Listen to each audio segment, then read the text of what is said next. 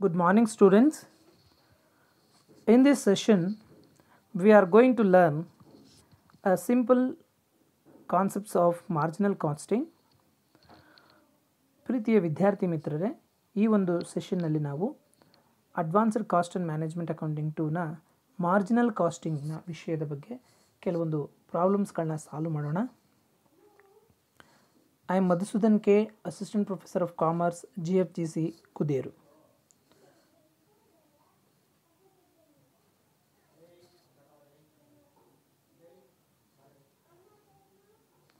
ಈ ಒಂದು ಪ್ರಾಬ್ಲಮ್ನ ನೀವು ನೋಡಿದಾಗ ಇದು simple problems on marginal costing. The following data is given. ಕೆಳಕಂಡ ಮಾಹಿತಿಗಳನ್ನು ಕೊಟ್ಟಿದ್ದಾರೆ. Selling price per unit is ₹12, variable cost per unit ₹9, fixed cost is 12,000. The question is, what will be the profit when sales are, point number A, otherwise it's a first case, when sales are ₹60,000, when sales are 1 lakh rupees. Second question, what will be the amount of sales at desired to earn a profit of ₹6,000, and second case 15,000. ಈ ಒಂದು ಪ್ರಾಬ್ಲಮ್ನ ನೋಡಿದಾಗ ನೀವು ಮೊದಲನೇದಾಗಿ ಇಲ್ಲಿ selling price per ಯೂನಿಟ್ನ ಕೊಟ್ಟಿದ್ದಾರೆ. ಒಂದು ವಸ್ತುವಿನ ಮಾರಾಟ ಬೆಲೆ ಅಂದರೆ ₹12 ಕೊಟ್ಟಿದ್ದಾರೆ. ಹಾಗೆ ವೇರಿಯಬಲ್ ಕಾಸ್ಟ್ ಪರ್ ಯೂನಿಟ್, ಒಂದು ವಸ್ತುವಿನ ಖರ್ಚು ವೇರಿಯಬಲ್ ಕಾಸ್ಟ್ ಎಷ್ಟಾಗಿದೆಯಪ್ಪ ಅಂದರೆ ಬದಲಾಗುವಂಥ ವೇರಿ ಆಗುವಂತಹ ವೆಚ್ಚ ಎಷ್ಟಾಗಿದೆಯಪ್ಪ ಅಂದರೆ ₹9. ಫಿಕ್ಸ್ಡ್ ಕಾಸ್ಟ್ ಸ್ಥಿರ ವೆಚ್ಚ ₹12,000 ಇದೆ.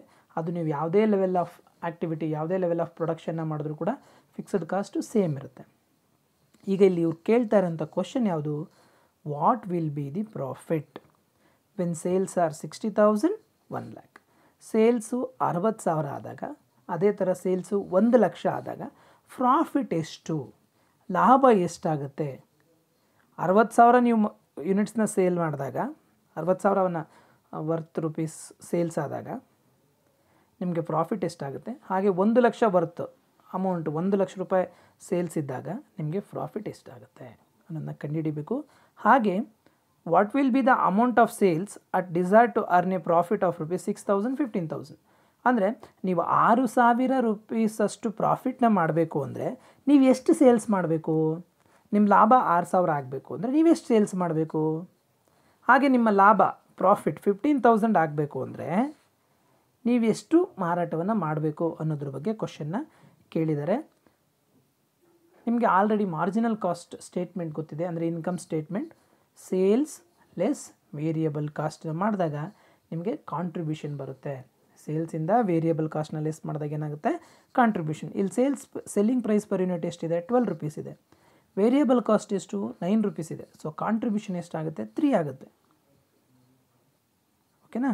ಅದನ್ನು ಬೇಸಾಗಿ ಇಟ್ಕೊಂಡು ನಾವು ಆ ಇನ್ಕಮ್ ಸ್ಟೇಟ್ಮೆಂಟ್ನ sales less variable cost, contribution less fixed cost, profit or loss ಅನ್ನೋದನ್ನು ಇಟ್ಕೊಂಡು ನಾವೇನು ಮಾಡಬೇಕಾಗುತ್ತೆ? ಪ್ರಾಬ್ಲಮ್ನ ಸಾಲ್ವ್ ಮಾಡೋಣ. ನೋಡೋಣ, ಇವಾಗ ಪ್ರಾಬ್ಲಮ್ನ ಸಾಲ್ವ್ ಮಾಡೋಣ. ಮೊದಲನೇದಾಗಿ ನಾವು PV ರೇಷಿಯೋನ ಕಂಡುಹಿಡಿಬೇಕು. ಏನು PV ratio? Profit volume ratio. ಏನು ಫಾರ್ಮುಲಾ ಅದಕ್ಕೆ? Contribution divided by sales. ಕಾಂಟ್ರಿಬ್ಯೂಷನಿಂದ ಸೇಲ್ಸನ್ನ ಏನು ಮಾಡಬೇಕು? ಡಿವೈಡ್ ಮಾಡಬೇಕು ಇಂಟು 100, ಏಕೆಂದರೆ ನಮ್ಗೆ ಅದು ಪರ್ಸೆಂಟೇಜಲ್ಲಿ ಬೇಕು. ನೀವು ಪ್ರೀವಿಯಸ್ ಸ್ಲೈಡ್ನ ನೋಡಿದಾಗ sales selling price ₹12, variable cost ₹9. So contribution ಎಷ್ಟಾಗುತ್ತೆ? ಇಲ್ಲಿ ನೋಡಿ, ಕಾಂಟ್ರಿಬ್ಯೂಷನ್ನ ಕಂಡಿದ್ದೀವಿ. Sales less variable cost is contribution ₹3. So sales ಎಷ್ಟಿದೆ? 12. 3 ಡಿವೈಡೆಡ್ ಬೈ 12 ಇಂಟು 100, ಯಾಕೆಂದರೆ ಪರ್ಸೆಂಟೇಜಲ್ಲಿ ಬೇಕಾಗಿರೋದು ಇಂಟು 100 ಆಗುತ್ತೆ. 25%. PV ratio is 25%. Profit volume ratio is 25%. ನಮ್ಮ ಮೊದಲನೇ question, profit when sales is ₹60,000, ಮಾರಾಟ 60,000 ಆದಾಗ ನಿಮ್ಮ ಸೇಲ್ಸು ಎಷ್ಟಾಗುತ್ತೆ ಅನ್ನೋದನ್ನು ನೋಡ್ಕೋಬೇಕಾಗತ್ತೆ. ಕಾಂಟ್ರಿಬ್ಯೂಷನ್ನ ಕಂಡುಹಿಡ್ಕೊಳ್ಳೋಣ. ಕಾಂಟ್ರಿಬ್ಯೂಷನಿಂದ ಫಿಕ್ಸ್ಡ್ ಕಾಸ್ಟ್ನ ಲೆಸ್ ಮಾಡಿದ್ರೆ ಅದು ಪ್ರಾಫಿಟ್ ಆಗುತ್ತೆ. ನಿಮ್ಮ ಇನ್ಕಮ್ ಸ್ಟೇಟ್ಮೆಂಟಲ್ಲಿ ಮತ್ತೆ ನೆನಪು ಮಾಡ್ತಾ ಇದ್ದೀನಿ. ಸೇಲ್ಸಿಂದ ವೇರಿಯಬಲ್ ಕಾಸ್ಟ್ನ ಲೆಸ್ ಮಾಡಿದಾಗ ಕಾಂಟ್ರಿಬ್ಯೂಷನ್ ಬರುತ್ತೆ. ಆ ಕಾಂಟ್ರಿಬ್ಯೂಷನಿಂದ ಫಿಕ್ಸ್ಡ್ ಕಾಸ್ಟ್ನ ಲೆಸ್ ಮಾಡಿದಾಗ ಪ್ರಾಫಿಟ್ ಅಥವಾ ಲಾಸ್ ಬರುತ್ತೆ. ಮೊದಲನೇದಾಗಿ ಕಾಂಟ್ರಿಬ್ಯೂಷನ್ನ ಕಂಡುಹಿಡಿಯೋಣ. ಏನು ಫಾರ್ಮುಲಾ ಕಾಂಟ್ರಿಬ್ಯೂಷನ್ಗೆ? Sales into P V ratio. Sales ಎಷ್ಟು ಇಲ್ಲಿ ಕೊಟ್ಟಿದ್ದಾರೆ ನೋಡಿ, 60,000. ಪಿ ವಿ ರೇಷಿಯೋ ಎಷ್ಟು? 25%. ಪ್ರೀವಿಯಸ್ಸಲ್ಲಿ ಕಂಡುಹಿಡಿದ್ವಿ ನಾವು. Profit volume ratio 25%. Sales into P V ratio 60,000 into 25%, 15,000 is the contribution. ನಾವು ಕಂಡುಹಿಡಿಯೋದೇನೋ ಕಾಂಟ್ರಿಬ್ಯೂಷನ್ ಅಷ್ಟೇ, ಕಾಂಟ್ರಿಬ್ಯೂಷನ್ನ ಕಂಡುಹಿಡಿದೀವಿ. So profit equals contribution minus fixed cost. ಕಾಂಟ್ರಿಬ್ಯೂಷನಿಂದ ಫಿಕ್ಸ್ಡ್ ಕಾಸ್ಟ್ನ ಲೆಸ್ ಮಾಡಿದ್ರೆ ಅದೇನಾಗುತ್ತೆ? ಪ್ರಾಫಿಟ್ ಆಗುತ್ತೆ. ಸೊ ಕಾಂಟ್ರಿಬ್ಯೂಷನ್ ನಾವು ಕಂಡುಹಿಡೋದು 15,000 ಇದೆ. ಫಿಕ್ಸ್ಡ್ ಕಾಸ್ಟ್ ನಿಮ್ಮ ಲೆವೆಲ್ ಆಫ್ ಆ್ಯಕ್ಟಿವಿಟಿ ಏನಾದರೂ ಇರಲಿ, ಫಿಕ್ಸ್ಡ್ ಕಾಸ್ಟು ಸೇಮ್ ಇರುತ್ತೆ, 12,000 ಇದೆ.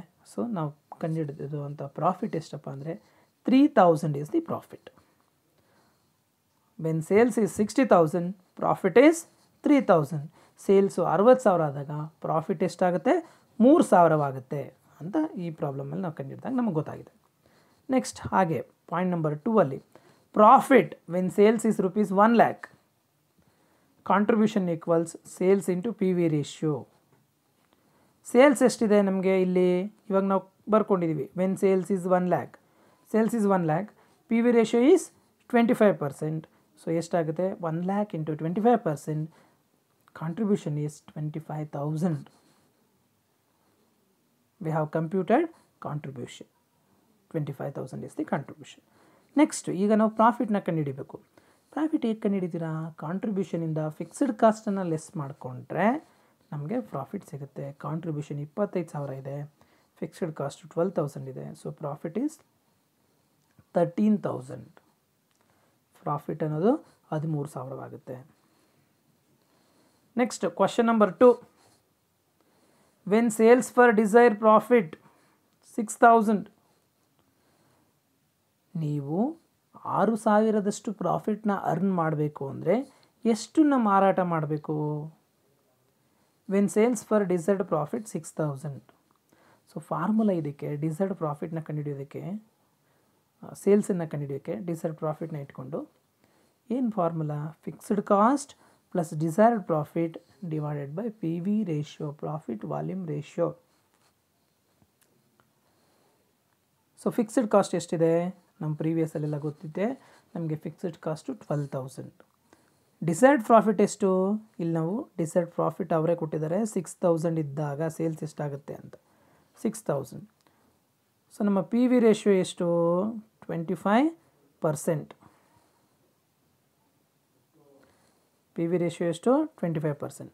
ಸೊ 12,000 ಪ್ಲಸ್ 6,000 80,000 ಆಗುತ್ತೆ. 18,000. 18,000 divide by 25%, 72,000 is the sales. ನೀವು 6,000 ಪ್ರಾಫಿಟ್ನ ಅರ್ನ್ ಮಾಡಬೇಕು ಅಂದರೆ ನಿಮ್ಮ ಸೇಲ್ಸು 72,000 ಇರಬೇಕು. Next when sales for desired profit 15,000, ನಿಮ್ಮ ಪ್ರಾಫಿಟ್ 15,000 ಇರಬೇಕು ಅಂದರೆ ಎಷ್ಟು ಮಾರಾಟ ಮಾಡಬೇಕು ಅಂತ ಕೇಳ್ತಾ ಇದ್ದಾರೆ. ಅದೇ formula, sales equals fixed cost plus desired profit divide by profit volume ratio, P V ratio.